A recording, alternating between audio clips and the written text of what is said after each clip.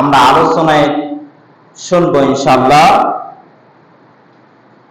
আল্লাহ রাব্বুল আলামিন কসম করে একটা জিনিসের গুরুত্ব তুলে ধরেছেন বা তার সামনে গোটা মুসলিম উম্মার সামনে একটি গুরুত্ব তুলে ধরেছেন কসম দিয়ে। আমরা যে কোনো কথা বলতে গিয়ে বলি আল্লাহর কসম করে বলছি। কেন বলি? কথাটাকে একদম সত্যতা যাচাইয়ের জন্য, রাইট, একদম সত্যতা যাচাইয়ের জন্য আমরা একটা কথাকে কসম দিয়ে বলে ফেলি যখন কেউ বিশ্বাস করতে চায় না। আল্লাহ রাব্বুল আলামিন এই সূরা আসর দিয়ে এমন কিছু ওয়াজ, এমন কিছু নসিহত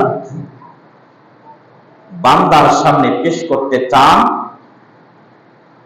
যে বান্দারা, আমি সর্বপ্রথম কসম করে বলছি, এটা এত বেশি ইম্পর্টেন্ট, এত বেশি গুরুত্বপূর্ণ, যদি তোমরা এই গুরুত্বপূর্ণ আলোচনাটুকু মনোযোগ সহকারে শ্রবণ করো, নিজের ব্যক্তি স্বার্থ, নিজের মতপার্থক্য, নিজের মতাদর্শ, ব্যক্তিগত স্বার্থ, চিন্তা চেতনা সবগুলোকে মুছে ফেলে, সবগুলোকে বাদ দিয়ে শুধু আল্লাহর জন্য নিজেকে তৈরি করতে চাও, এমন চিন্তা চেতনা মন মানসিকতা নিয়ে যদি আলোচনাটুকু কেউ শোনে, তাহলে অবশ্যই ইন্না ওয়াল্লাহি তাল্লাহি, আল্লাহর কসম করে বলছি, ওই ব্যক্তি অবশ্যই আল্লাহ রাব্বুল আলামিনের দেওয়া সিরাতুল মুস্তাকিমের পথ খুঁজে পাবে বলে সুবহানাল্লাহ।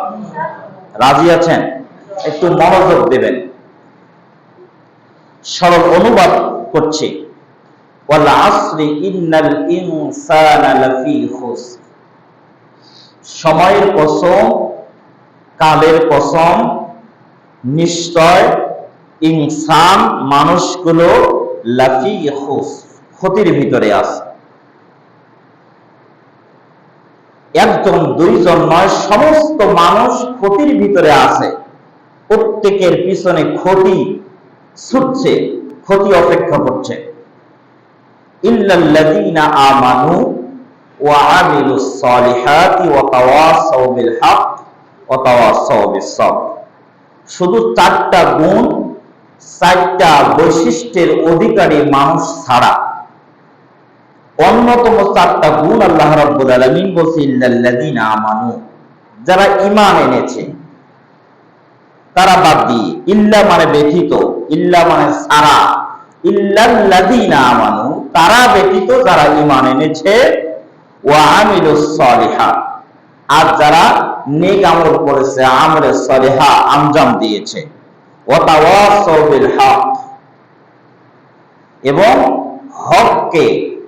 হকের উপর নিজে প্রতিষ্ঠিত থেকেছে, হককে বাস্তবায়নের জন্য সে চেষ্টা চালিয়েছে, হককে কায়েমের জন্য প্রাণপণ লড়েছে, প্রতিষ্ঠার জন্য চেষ্টা চালিয়েছে, ওয়া তাওয়াসাউ বিস সবর, এবং সে ধৈর্য ধারণ করেছে।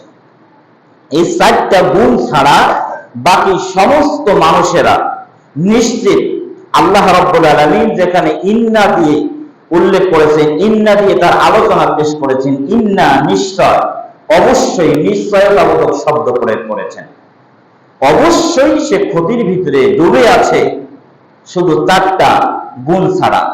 এই চারটা বৈশিষ্ট্য যাদের নাই, এছাড়া সমস্ত মানুষ ক্ষতির ভিতরেই আছে। সম্মানিত হাজিরিন, কোরআনুল কারীমের এই সূরাটি হচ্ছে 103 নম্বর সূরা। কত নাম্বার? আপনাদেরকে কিন্তু আবার প্রশ্ন করা হবে, সুতরাং সজাগ থাকবেন। মাঝে মাঝে একটু প্রশ্ন করব, কত নাম্বার সূরা? আয়াত হচ্ছে সর্বমোট কয়টা? 3টা। কয়টা? 3টা আয়াত। বর্ণ সংখ্যা প্রায় 70টি বর্ণ আছে এখানে। সূরাটি মক্কায় অবতীর্ণ। আল্লাহ রাব্বুল আলামিন এই সূরার ভিতরে 1 থেকে 3টা আয়াত বান্দার জন্য এত বেশি ইম্পর্টেন্ট করেছেন, যদি বান্দারা বোঝে। এই সূরাটি যখন নাজিল হলো, আল্লাহর নবীর সাহাবীরা সকলে দুইজন যখন একত্র হতো, সাক্ষাৎ হতো, সালাম দেওয়ার পরে পরেই তারা প্রয়োজনীয় কথা বলে যখন বিদায় হতেন, দুইজন দুইজন থেকে আলাদা হতেন, তখন সূরাতুল আসর শুনিয়ে দিতেন, একে অপরকে সূরাতুল আসর শোনাতেন। শুধু তাই নয়, আল্লাহর নবীজির যুগে ওই জামানায় খলাফায়ে রাশিদিন তাবেঈনরা সহ যখন কোন ইসলামিক আলোচনা, কোরআন হাদিসের আলোচনা বসত অথবা সমাজ পরিচালনার জন্য কোন সভা বসত, আলোচনা সভা, এই আলোচনা সভা শেষ প্রান্তে সূরা আসর বলে আমরা তো দোয়া করি সকলেই, তাই না? আমরা সকলে দোয়া করি, রব্বানা আতিনা ফিদ দুনিয়া, হাত তুলে সকলে মুনাজাত করি। দোয়া হাত তুলে মুনাজাতের সিস্টেমও আছে, কিন্তু যখন প্রোগ্রামগুলো শেষ করত সব সময় হাত তুলে মুনাজাত করতো না, অনেক সময় সূরা আসর পড়ে প্রোগ্রাম শেষ করত, সমাপ্তি ঘটাতো। মানে সূরা আসরটা এত বেশি ইম্পর্টেন্ট। হাজিরিন, এই সূরার ভিতরে গুণ আছে কটা? চারটা। কটা? বৈশিষ্ট্য আছে কয়টা? চারটা। আল্লাহ রাব্বুল আলামিন সবার প্রথম যে শব্দটি দিয়ে কসম করলেন, ওয়াল আসর, সময়ের কসম, কালের কসম। সময় কি, কালটা কি? সময়টাকে আমরা সাধারণত তিন ভাগে বিভক্ত করেছি, অতীত, বর্তমান আর ভবিষ্যৎ, প্রেজেন্ট, পাস্ট, ফিউচার। তিনটা স্তরে বিভক্ত করেছিলাম। আল্লাহ রাব্বুল আলামিন সময়ের কসম করে তিনটা কালকে উল্লেখ করেছেন যে কালের কসম। ইন্নাল ইনসানা লাফি খুসর, অবশ্যই মানুষেরা ক্ষতির ভিতরে নিমজ্জিত। কালের কসম কেন করলেন? কাল দ্বারা আল্লাহ রাব্বুল আলামিন অতীত, বর্তমান, ভবিষ্যৎ, অতীতে অনেক ঘটনা সংঘটিত হয়েছে। আদম আলাইহিস সালাতু ওয়াস সালাম থেকে মানব সভ্যতার শুরু, মানব জাতির সৃষ্টি লগ্ন থেকে বর্তমান পর্যন্ত অতীতের সমস্ত সময়ের কসম আল্লাহ রাব্বুল আলামিন গুরুত্ব আরোপের জন্য, যে মানুষেরা যে ক্ষতির ভিতরে নিমজ্জিত, অতীত ইতিহাস, অতীত ঐতিহ্য, অতীত ঘটনাবলী, সব কিছুর দিকে একটু দৃষ্টি নিক্ষেপ করুন যে অতীতে কি হয়েছে, ক্ষতির ভিতরে কারা ছিল, কেন ছিল, কিভাবে ক্ষতির ভিতরে তারা নিমজ্জিত হয়েছে। অতীত ইতিহাসকে সামনে রেখে আল্লাহ পাক বর্তমান এই জাতিকে হেদায়েত করার জন্য, ভয় দেখানোর জন্য, সতর্ক হওয়ার জন্য আল্লাহ পাক কসম করলেন। অতীত ইতিহাস বলতে অসংখ্য ইতিহাস, আদ জাতির ইতিহাস, সামুদ, লূত সহ অসংখ্য এই জাতি, ফিরআউন, নমরুদ, আবু লাহাব, উতবা, শায়বা সহ সমস্ত জাতির ইতিহাসগুলোকে যেন আমাদের এই বর্তমান জামানা মুসলমানদেরকে সতর্ক করছেন, অতীত ইতিহাসের দিকে তাকাও। ইন্নাল ইনসানা লাফি খুসর, অবশ্যই মানুষেরা ক্ষতির ভিতরে পড়েছিল, ধ্বংসপ্রাপ্ত হয়েছিল, ধ্বংসপ্রাপ্ত হবে, হচ্ছে। এজন্য আল্লাহ রাব্বুল আলামিন কসম করছেন। সর্বপ্রথম চলে যাব সময়। আল্লাহ পাক 40টা কসমের ভিতরে সময়কে এই সূরার ভিতরে কেন সিলেক্টেড করলেন? সময়টা কি? জীবনের প্রত্যেকটা কাজ সময়ের ভিতরে সীমাবদ্ধ হয় কিনা? আপনি যা করবেন, উঠবেন, বসবেন, খাবেন, চলাফেরা করছেন, ব্যবসা বাণিজ্য করছেন, ঘুমাচ্ছেন, সবকিছু সময়ের ভিতরেই বাধা হয় কিনা? সময়ের ভিতরে বাধা আছে কিনা? এর বাহিরে যাওয়ার কি কোনো সুযোগ আছে? আছে? নাই। সময়কে কেন্দ্র করে সবকিছু। আপনি একটা কাজ করতে যাবেন, সেখানেও সময় সীমাবদ্ধ। আপনি ঘুমাতে যাবেন, সময় সীমাবদ্ধ। মসজিদে আসছেন নামাজ পড়ার জন্য, সেখানেও সময় সীমাবদ্ধ। ব্যবসা বাণিজ্যে যাবেন, সময় সীমাবদ্ধ, চাকরি জীবনে যাবেন, সময় সীমাবদ্ধ।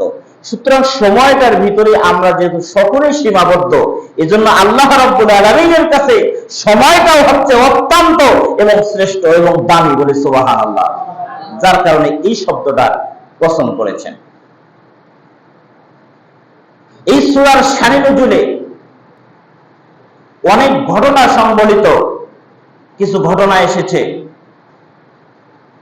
একজন তাফসীর কারক তিনি সূরাতুল আসর যখন পড়লেন, পড়তে গিয়া যখন সময়ের কসম ওয়াল আসর ইন্নাল ইনসানা লাফি খুসর, এই আয়াত দুটি যখন তেলাওয়াত করছিলেন, তিনি কোনো অর্থ খুঁজে পাচ্ছিলেন না। অর্থ খোঁজার চেষ্টা করছেন যে এর ব্যাখ্যাটা কেমন হবে, কিরকম হবে। অনেক চেষ্টা চিন্তা ভাবনার পরে হঠাৎ করে একজন আইসক্রিমওয়ালা, যিনি বরফ বিক্রি করতে এসেছে, হঠাৎ করে চিৎকার করছে, তোমরা কি কোথায় আছো, কে আছো? আমার পুঁজি নষ্ট হচ্ছে, আমার সময়গুলো নষ্ট হয়ে যাচ্ছে, আমার ব্যবসার সঞ্চয় নষ্ট হচ্ছে, আমার ব্যবসার ক্ষয় হচ্ছে, তোমরা কে আছো, কোথায় আছো? ছুটে এসো, আমাকে সাহায্য করো, আমার বরফটা কিনে আমার ব্যবসার পুঁজিটাকে একটু সাম্যতার ভিতরে রেখে দাও, আমাকে লাভবান করো। যখন এই তাফসীর কারক বরফওয়ালা চিৎকার শুনল, তখনই সে মনে করলো মানি সূরাতুল আসর, অর্থ খুঁজে পেলাম সূরা আসরের, এটাই আসল অর্থ, এটাই সঠিক অর্থ। তা হাজিরে, এই কয়েকটা দিন আগে 2011 সালে একটা ছবি পিকচার আমার চোখে পড়লো, আমার নিজের। ছোট্ট বালক, ছোট্ট মানুষ, চোখে পড়ার সঙ্গে সঙ্গে অটোমেটিক্যালি কেন জানি চোখ দিয়ে চোখের ভিতরে জল জল করছিল, পানি চলে আসলো। যে এই তো 2011 সালে, 2012 সাল, আজকে 2024 সাল, জীবনের প্রায় 12টা বছর অতিক্রান্ত হয়ে গেল। কেমনে হয়ে গেল, কিভাবে হয়ে গেল বুঝতে পারলাম না। আজকে ওই সময়ের চেহারা বর্তমান সময়ের চেহারার মিল থাকে? থাকে মিল? না। তখন মনে হলো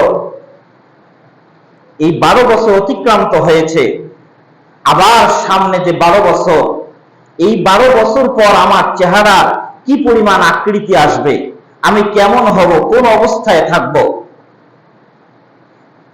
পরবর্তী 12 বছর কোথায় না জানি আল্লাহ পাকের ডাক যদি এসে যায়, সময়, ওই যে কালের কসম, সময় যদি শেষ হয়ে যায়, কালটা যদি শেষ হয়ে যায়, তাহলে আমার জীবনের আনন্দ, আমার জীবনের উপভোগ, উল্লাস, রুজি রোজগার, ছুটাছুটি, সব কিছু নিমিষেই যেন কি হয়ে যাবে, শেষ হয়ে যাবে।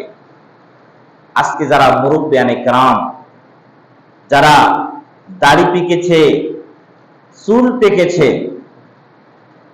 একটু যৌবনের শক্তি সামর্থ্যের দিকে একটু তাকান। কি পরিমাণ চলা, কি পরিমাণ ছুটা, কি পরিমাণ হিম্মত, কি পরিমাণ সাহস নিয়ে, শক্তি নিয়ে ওই সময় আপনি ছিলেন। আজকে আপনার সেই শক্তিগুলো আছে? নাই। কোথায় হারিয়ে গেছে? খুঁজে পাওয়া সম্ভব? যদি বাংলাদেশের যত মেডিসিন আছে, সমস্ত মেডিসিনের ভিতরে সব থেকে দামি মেডিসিন, দামি ক্যালসিয়াম, দামি ভিটামিন খেয়ে আপনি আপনার শরীরটাকে ওই যে 16 কিংবা 20 বছরের যুবকে পরিণত করতে চান, তাও কি সম্ভব হবে? হবে না। আপনি যদি আপনার গোটা সম্পত্তি বিক্রি করে উন্নত থেকে উন্নত চিকিৎসা সেবার জন্য, যে আমি আবার ইয়াং হতে চাই, আমি আবার 16-18 বছরের যুবক হতে চাই, এর জন্য যত কোটি টাকা দরকার আমি দেব, তাও কি সম্ভব? সম্ভব? কথা বলেন। সম্ভব নয়। তার মানে আপনার জীবনের একটা সময় নির্ধারিত, সময় সীমাবদ্ধ। আপনি চান কিংবা না চান, ইচ্ছায় কিংবা অনিচ্ছায়, সময়ের স্রোতে সময়ের গতিতে সময় যেন দিন দিন চলে যাচ্ছে, আর ফিরে আসতেছে না, বরং এক প্রজন্ম থেকে আর এক নতুন প্রজন্মের জন্ম হবে, এভাবে বিদায় হতেই থাকবে, নতুন প্রজন্মের আবির্ভাব হবে, এভাবে কিয়ামত পর্যন্ত চলতেই থাকবে। প্রিয় হাজিরিন, এর নাম হচ্ছে সময়। আপনার জীবনের কারো সময় থেমে নাই, সমস্ত সময়গুলো ওই যে ঘড়ির কাঁটা 45-এ আলোচনা শুরু করছি, প্রায় 20 মিনিট অতিক্রান্ত। এই সময়টাকে আর পাওয়া যাবে? সম্ভব না। সময় যেহেতু পাওয়া সম্ভব নয়, এজন্য আল্লাহ রাব্বুল আলামিন জান্নাতি ব্যক্তিদের একটা গুণের কথা সূরাতুল মুমিনুনে বলতে গিয়া ওয়াল্লাযীনা হুম আনিল লাগবি মুরিদুন, যারা জান্নাতি জান্নাতুল ফিরদাউসের মেহমান হবে, এই সমস্ত মুমিনেরা কখনো তাদের সময়কে অবহেলা করবে না, সময়ের কাজ সময়ই করবে, কখনো সময়কে অবহেলা করবে না, সময়কে গুরুত্বহীন মনে করবে না, বরং প্রত্যেকটা সেকেন্ড মিনিটকে সে তার জীবনের জন্য অত্যন্ত গুরুত্ব এবং ইম্পর্টেন্ট মনে করবে। হাজিরিন, সময় এত দামি, যার কারণে আল্লাহ পাক সময়ের কসম করছেন। এই সময়কে কাজে লাগাতে না পারলে প্রত্যেকটা মানুষই ক্ষতির ভিতরে ডুববে, ক্ষতি নিশ্চিত। যেমন করে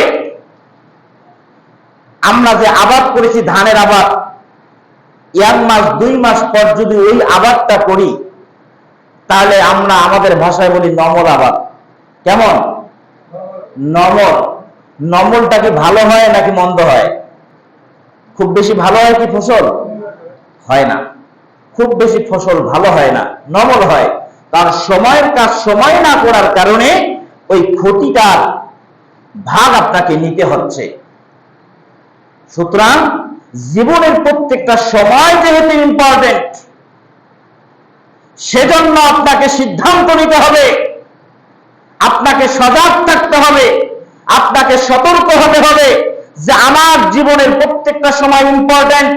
সুতরাং প্রত্যেকটা সময় যেহেতু আমার রবের দেওয়া, আমার আল্লাহর দেওয়া, সুতরাং প্রত্যেকটা সময়কে আল্লাহর কাজে অতিবাহিত করতে হবে, বিকল্প কোনো পথে হাজিরি। আল্লাহর কাজেই সমস্ত সময়গুলোকে অতিবাহিত করতে হবে।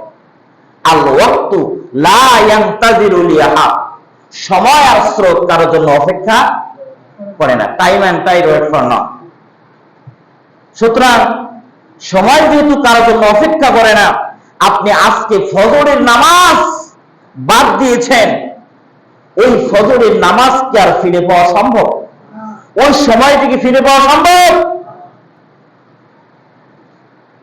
সুতরাং সময়কে যেহেতু কোটি টাকা গোটাল পৃথিবী বিক্রি করে হলেও সময়কে ফিরে পাওয়া সম্ভব নয়, সুতরাং আজকে আপনি সিদ্ধান্ত নেবেন, প্রিয় হাজিরিন, আজকেই সিদ্ধান্ত নেবেন, আমি আমার বাকি জীবনটা, বাকি যতটুকু সময় বাঁচব, এই সময়টুকু যেন আর শয়তানি কোনো কাজে, ইসলামের বিপক্ষে কিংবা অন্য কোনো বিরোধী মতাদর্শে যেন আর সময়গুলোকে ব্যয় না করি, এই সময়গুলোকে যেন কোরআন হাদিস ইসলামের জন্য অতিবাহিত করি। রাজি আছেন সকলে? রাজি আছেন? কথা বলেন। কথাগুলো গুরুত্বহীন মনে হতে পারে আপনাদের কাছে, কিন্তু আল্লাহ পাক যেখানে কসম করছেন সেটা কত বড় দামি হতে পারে জানেন? সম্মানিত হাজিরিন, এই সময়ের কসম দিয়ে আল্লাহ রাব্বুল আলামিন অতীতকালের সমস্ত ঘটনা, সমস্ত ইতিহাসকে বান্দার সামনে উপস্থাপন করতে চান। বান্দারে অতীত ইতিহাস দেখো, অতীত ঘটনাবলী দেখো, অতীত সমস্ত কাহিনী দেখো। সমস্ত জাতিরা ধ্বংস হয়ে গেছে। আদ জাতি, সামুদ জাতি, ফেরাউনের বংশধর, নমরুদের বংশধর সহ হামানের বংশধর, সব বংশধর ধ্বংস হয়েছে শুধুমাত্র সময়ের সঙ্গে সদ্ব্যবহার না করার কারণে। আল্লাহ রাব্বুল আলামিন 4টা গুণ বর্ণনা করছেন। এই 4টা গুণ তারা অবলম্বন না করার কারণে, ঈমান না আনার কারণে, আমলে সালেহা না করার কারণে ওয়াতাওয়াসাউ বিল হককে প্রতিষ্ঠিত না করার কারণে, বরং বিরোধিতা করার কারণে এবং সবর না করার কারণে ইতিপূর্বে সব বড় বড় বিদ্রোহী জাতিরা ধ্বংস হয়ে গেছে। শুধু তাই নয়, আল্লাহ রাব্বুল আলামিন বর্তমান সময়ের যারা জালিম, বর্তমান সময়ে যারা অত্যাচারী, বর্তমান সময়ের যারা ইবলিস, ফেরাউন নমরুদের অনুসারী, যারা বর্তমান সময়ে ইসলামের প্রতি, ইসলামকে ধ্বংস করার জন্য ষড়যন্ত্র করছে, ধ্বংস করার পায়তারা করছে, তারা করবে, করার সিদ্ধান্ত নিয়েছে, ওই ফেরাউন নমরুদ এবং আবু লাহাব উতবা সাহেবের ইতিহাস কাহিনী বর্ণনা করে, সময়ের কসম করে, কালের কসম করে, অতীত কালের কসম করে আল্লাহ রাব্বুল আলামিন বর্তমান স্বৈরাচার শাসক সহ জালিমদেরকে যেন হুঁশিয়ার করে দিতে চান, ও জালিমেরা, ও অত্যাচারীরা, শয়তানের চেলা চামুন্ডারা, শুনে রেখো, ওই যে পূর্ববর্তী জাতিদেরকে যেভাবে ধ্বংস করা হয়েছে, যারা যেভাবে ধ্বংস হয়েছে, তাদের ধ্বংস যেভাবে অনিবার্যতা পেয়েছে, সুতরাং আজও যদি তুমি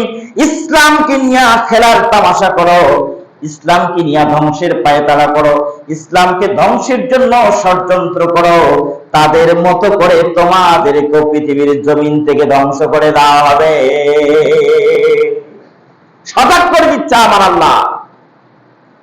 তার প্র্যাকটিক্যাল প্রমাণ আমরা পেয়েছি। জুলুম করার কারণে, অত্যাচারী হওয়ার কারণে, মানুষদেরকে নির্যাতিত, নিপীড়িত, নিষ্পেষিত করার কারণে আল্লাহ পাক তার প্রমাণ দেখিয়ে দিয়েছেন। কথা বলেন ঠিক কিনা?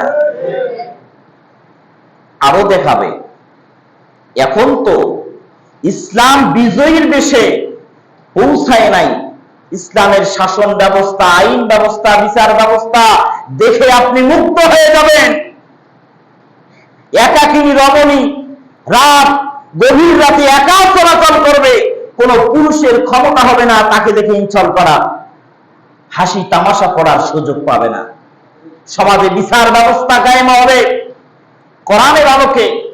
কেউ চুরি করার সাহস পাবে না। একটা চোরকে প্রকাশ্যে যখন তার হাত কিংবা পা কেটে দেওয়া হবে, আল্লাহর বিচার কার্যকর করা হবে, তখন সমস্ত চোর সেখান থেকে ভীতি সন্ত্রস্ত হয়ে আর জীবনে চুরি করবে না, এই কসম করবে।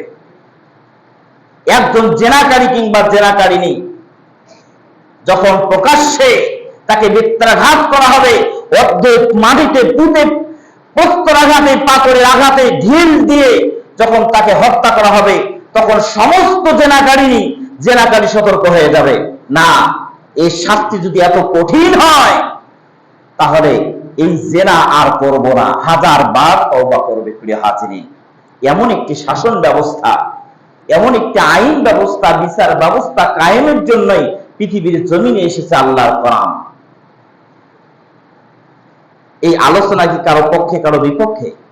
হ্যাঁ, হতেই তো পারে, কারো পক্ষে কারো বিপক্ষে যেতেই পারে। আপনি মুসলিম, আপনার উদ্দেশ্যই থাকবে এদেশে কোরআনের বিচার ব্যবস্থা যেন সবাই সমানভাবে বিচার পায়।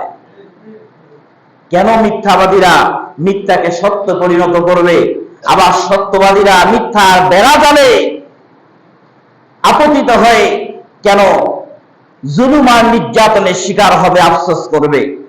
এই দিন তো আমরা চাই না। আমরা তো মুসলিম, আমাদের উদ্দেশ্যই থাকবে আল্লাহর কোরআন, আল্লাহর কোরআনের বিচার ব্যবস্থা। সুতরাং প্রিয় হাজিরিন, সময়ের কসম করে আল্লাহ পাক অতীত ইতিহাসকে এভাবে বান্দার সামনে স্মরণ করিয়ে দিতে চান। বর্তমান সময়ে যারা অত্যাচারিত, নিপীড়িত, নির্যাতিত, আল্লাহ পাক তাদেরকে মুক্ত করবে ওই অত্যাচারীদের পতন ঘটিয়ে।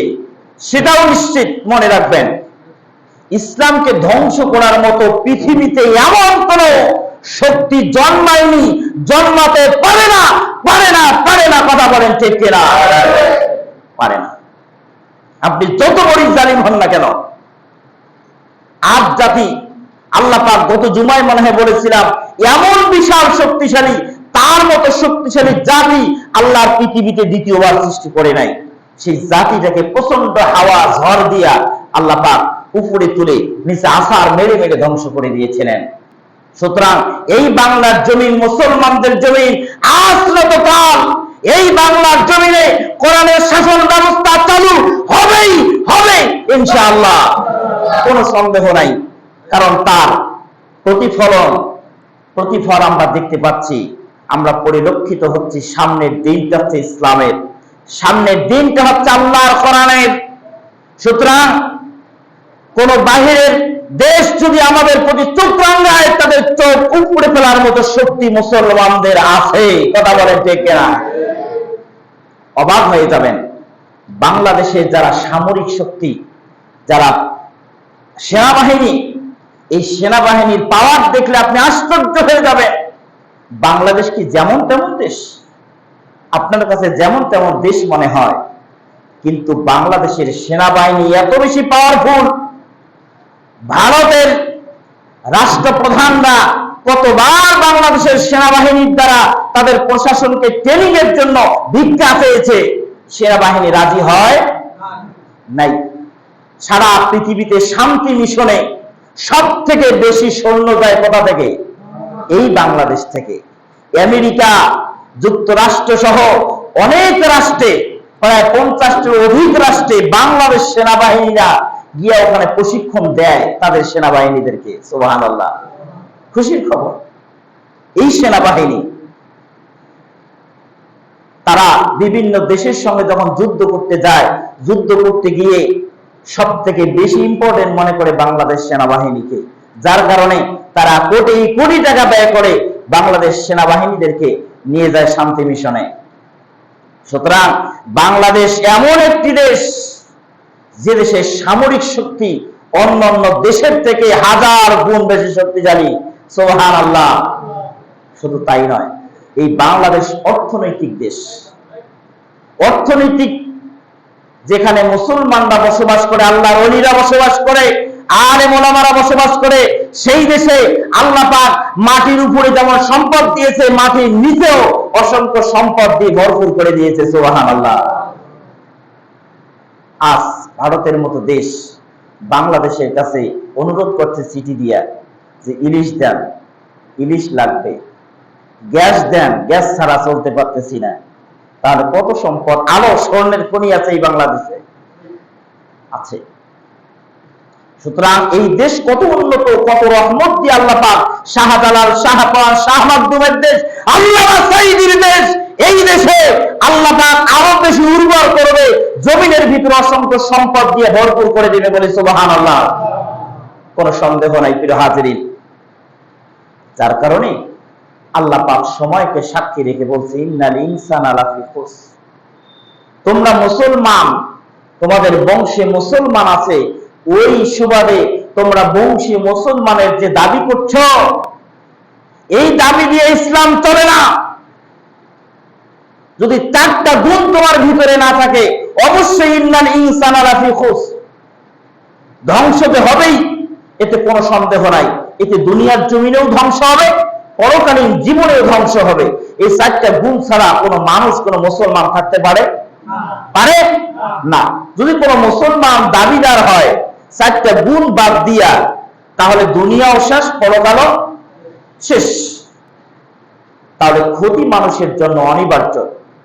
যদি বাঁচতে চান প্রিয় হাজিরিন, সর্বপ্রথম আপনাকে ঈমান আনতে হবে। কি আনতে হবে? সময়ের অনেক তাফসীর আছে, সময়কে উদ্দেশ্য করে ওই বিষয়বস্তু নিয়ে আরেকদিন শুধু ফুল আলোচনা হবে সময়কে কেন্দ্র করে। প্রথম হচ্ছে ঈমান আনা। কি আনা? ইল্লাল্লাযীনা আমানু,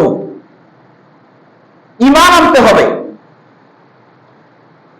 আল্লাহর প্রতি বিশ্বাস স্থাপন করতে হবে, আল্লাহর কোরআনের প্রতি বিশ্বাস স্থাপন করতে হবে। ইল্লাল্লাযীনা আমানু, সর্বপ্রথম যদি ক্ষতি থেকে তুমি বাঁচতে চাও, তাহলে তোমাকে ঈমান আনতে হবে। এখন যদি বলতে যাই, বাংলাদেশের সব মানুষই তো ঈমানদার, হয় কিনা? কথা বলেন, বাংলাদেশের সব মানুষ ঈমানদার হয় কিনা? কথা বলেন, হয় কিনা? হাসতেছে অনেকে। ইল্লাল্লাযীনা আমানু, বাংলাদেশের সব মানুষ যদি ঈমানের আওতায় থাকে, ঈমানদার হয়, তাহলে ঈমানেরও কিছু স্তর আছে। আপনি তো হাঁটাও ঈমানদার দাবি করে বসে আছেন, আর বাংলাদেশে তো মাশাআল্লাহ দলে উপদলে বিভক্ত, সবাই নিজেকে ঈমানদার বলে দাবি করে, সকলেই বলে আমি ঈমানদার। অমুক বলে আমি ইমানদার, আর টুপি, পাঞ্জাবি, পাগড়ি ইত্যাদির পার্থক্য দিয়ে বাংলাদেশটাকে ভরপুর করে দিয়েছি, বিভাগ করে দিয়েছি, বাংলাদেশটাকে আলাদা করে দিয়েছি। কারো টুপি 5 করলি, 1 করলি, 3 করলি, আর গোল টুপি, পাগড়ি ইত্যাদি দিয়া বাংলাদেশটাকে এমন ভাবে আমরা বিভক্ত করে দিয়েছি যে বাংলাদেশ আরো 50 বছর আগে এদেশে কোরআনের শাসন ব্যবস্থা চালু হওয়ার কথা ছিল, শুধু ওলামাদের কারণে, আলেমদের কারণে আজ বাংলাদেশ আরো 50 বছর পিছিয়ে গেছে। কথা বলেন ঠিক কিনা? সুতরাং ইসলামের যদি শত্রু হয়, সর্বপ্রথম শত্রু হচ্ছে আলেমরা। কারা? সর্বপ্রথম শত্রুই হচ্ছে আলেমরা। ইসলামকে পিছিয়ে দেওয়ার পিছনে তারাই দায়ী। সুতরাং তাদেরকে আল্লাহর কাঠগড়ায় দাঁড় হতে হবে। আল্লাহ পাক বলছে, ওয়াতাসিমু বিহাবলিল্লাহি জামিআন ওয়া লা তাফাররাকু, তোমরা ঐক্যবদ্ধভাবে ইসলামটাকে আঁকড়ে ধরো, খবরদার আলাদা হয়ে যেও না। এই সূরা আলে ইমরানের 105 নম্বর আয়াতে আল্লাহ পাক আরো কঠোরভাবে উল্লেখ করেছেন, ওয়ালা তাকুনু কাল্লাযীনা তাফাররাকু ওয়াখতালাফু, তোমরা ইসলামের ভিতরে ফারাক তৈরি করো না, আলাদা করো না। ইখতিলাফ থাকতেই পারে, ওয়াখতালাফু, আল্লাহ বলছে মতপার্থক্য থাকতেই পারে। এই মতপার্থক্যকে কেন্দ্র করে তোমরা ইসলামের ভিতরে ছোট ছোট বিষয়গুলোকে খুব ভাসিয়ে তুলে আর ফরজ ওয়াজিবগুলোকে ডুবেই দিয়া তোমরা ইসলামের ভিতরে যে পার্থক্য তৈরি করছো, ফারাক করছো, উলাইকা লাহুম আযাবুন আযীম, তোমরা যদি সতর্ক না হও তাহলে তোমাদেরকে কঠিন থেকে কঠিনতর শাস্তি দিবে। কাদেরকে? যারা পার্থক্য তৈরি করছে, যারা শুধু টুপির কারণে ইসলামকে ভাগ করে দিচ্ছে, যারা শুধু জুব্বার কারণে ইসলামকে ভাগ করে দিচ্ছে, যারা শুধু পোশাকের কারণে, একজন ব্যক্তি প্যান্ট পরে, শার্ট পরে, টাই পরে, এই কারণে সে নাস্তিক হতে পারে, আর একজন ব্যক্তি জুব্বা পরে, পাগড়ি পরে, এই জন্য সে মুমিন হতে পারে। এই পার্থক্য তো ইসলাম করে নেই। ইসলাম বলছে সতর ঢাকো। কি ঢাকো? সতর ঢাকাটা ফরজ। একটা ব্যক্তি সতর ঢাকবে, ফরজ আদায় হয়ে যাবে। অতিরিক্ত শরীরের সৌন্দর্যের জন্য নানান জাতীয় কারুকার্যমূলক পোশাক সে পরতেই পারে। এই জন্য ইসলামটাকে বিভাগ করে দিলেন। সুতরাং ইসলামের চরম দুশ্মন আলেমেরা।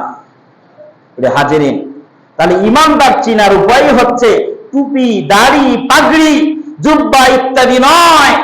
ইমান চিনার উপায় হচ্ছে অন্তরের ভিতরে আপনি কতটুকু আল্লাহর জন্য রুজু, আল্লাহর নির্দেশ এসে গেছে, সামি'না ওয়া আতা'না, শুনেছি সঙ্গে সঙ্গে মেনে নিলাম, এটার নাম হচ্ছে ঈমান।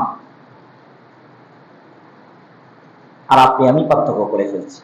ঈমান আনতে হবে আল্লাহর প্রতি, আল্লাহকে বিশ্বাস করতে হবে আল্লাহ আমার রব, সেই রবের মাধ্যমে সবকিছুই সীমাবদ্ধ, সবকিছু ঘটান আল্লাহ। ইল্লাল্লাযীনা আমানু, এই ঈমানের অনেক শাখা প্রশাখা আছে। মুখে বলা, অন্তর দিয়ে স্বীকৃতি দেওয়া, বাস্তবে আমলে পরিণত করা, ঈমানের এই যে স্তর। তাছাড়া কি ঈমানের দাবি করলে ঈমানদার হতে পারবে না। হাজিরিন, সময় স্বল্পতার কারণে আজকের আলোচনা এখানে শেষ করতে হচ্ছে। তবে মনে রাখবেন, আগামী জুমায় যে 4টা পয়েন্ট, এক একটা পয়েন্টের এত বেশি গুরুত্ব, একটার সঙ্গে আরেকটার সামঞ্জস্যতা রেখেছে আল্লাহ। একটা ছাড়া আরেকটা অসল। ঈমান ছাড়া আমল অসল, আমল ছাড়া ঈমান অসল। আবার আমল আছে, ঈমানও আছে, কিন্তু নাই কি ওয়াতাওয়াসাউ বিল হক, নিজেও হকের উপর নাই, হককে বাস্তবায়নের উদ্দেশ্য আপনার নাই, হককে কায়েমের উদ্দেশ্য আপনার নাই, তাহলে বাকি দুইটাও বাতিল, তিনটাই বাতিল।